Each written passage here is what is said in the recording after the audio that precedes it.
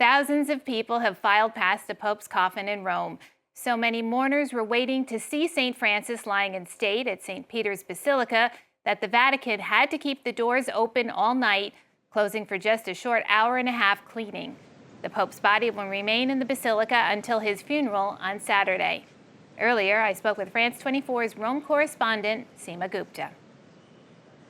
There are huge lines snaking their way all around St. Peter's Basilica and up to the surrounding roads nearby. People having to stand in line for hours on end, some say as much as 4 hours. And eventually they're funneled right into the Basilica and they file past the body of Pope Francis that is lying in an open-top coffin and that is on a dais right in front of the Basilica. Now, I was lucky enough to be one of those people in the Basilica, and I saw people with their heads bent in prayer. There were others that were in tears, being consoled by their family and friends.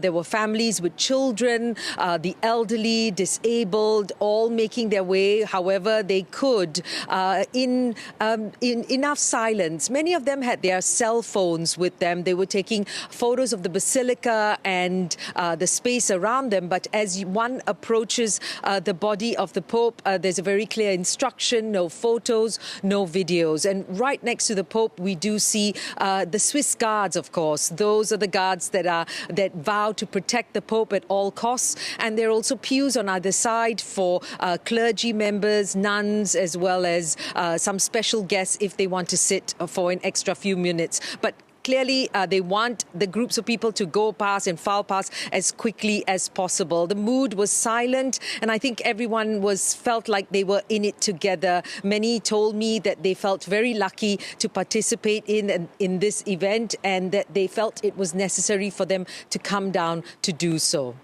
And later this evening, though, everything will come to an end. So today really is the last day for them to do this. The doors will close to the public at 7 p.m. local time. And at 8 p.m. there will be the ceremony to close the coffin. And that will be presided over by the Camerlengo, or the Cardinal Chamberlain, the Irish-American Cardinal Kevin Farrell, who's pretty much in charge right now since the death was announced.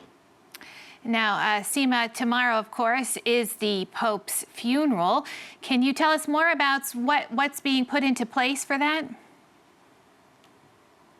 Well, lots of preparation. There are over 100 delegations that are expected to attend, 50 heads of state, they're saying, and 10 reigning monarchs as well. So it will be a huge security operation as well, not to mention over 200,000 people expected and millions following online on TVs. Now, as far as we know, in terms of the security plans, an additional number of security forces being deployed, obviously, but there are also reports of snipers along the rooftops in the main drag leading towards St. Peter's, as well as perhaps a no-fly zone, so that security is really top-notch. Now, at the end of the funeral service, Pope Francis's body will be brought to St. Mary the Major Basilica, where he has chosen to be interred. The funeral motorcade is expected to move slowly through the streets of Rome so that Romans can say their final farewell. Let's not forget, Pope Francis, Pope to the world, but he's also the Bishop of Rome.